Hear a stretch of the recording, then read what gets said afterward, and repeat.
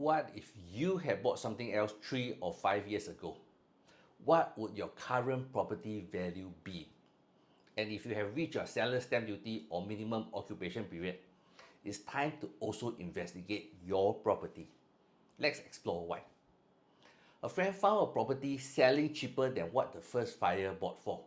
The first buyer bought it on 11 February 2010 for over $787,000 and sold it to my friend for $675,000 on 21st February 2020. That's a loss of $112,000 after holding this property for 10 years. But wait, there's more. This property is not leasehold. It is a freehold property and it even has a cold storage on the first floor. And guess what?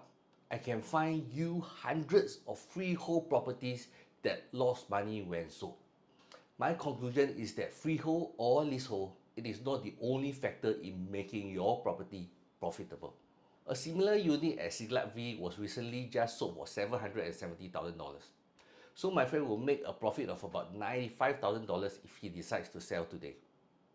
He bought this property on 21st February 2020 for $675,000. It's therefore quite safe to say that his budget was probably between $650,000 and $700,000 or even slightly higher. Let's explore two examples of leasehold properties that were bought within a month of his purchase in February 2020, which are also within his budget. First off, I'm going to exclude HDB because HDB has a minimum occupation period and can't sell today. I'll bring you to Euphony Gardens. This is a leasehold project and this is how it looks. Completed in 2001 versus Siglap V, which was completed in 2013. A unit was bought on 25th March 2020 for $700,000. A unit on the same floor was sold for $878,000 on 21st April 2020. The difference is $178,000. So if my friend had purchased this unit instead, it likely would have gotten him a better profit. He could have also bought a new launch Treasure at Tampines. I will use a transaction that bought on 23rd February 2020 and sold on 14 July 2023 for comparison. Bought for $685,000 and sold for $765,000. This profit of $80,000 would have seen lower than Siglap's V $105,000 projected profit. But at today's rate of 3.4% with a 30 years loan, Siglap V would have incurred interest of $50,000 over 3 years. By buying new, you do progressive payment instead, which will only incur interest of over $11,000. This is an interest savings of over $38,000.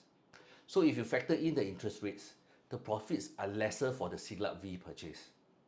And because Treasure at Tampines is a newly TOP project, the rental rates are higher than Siglap V.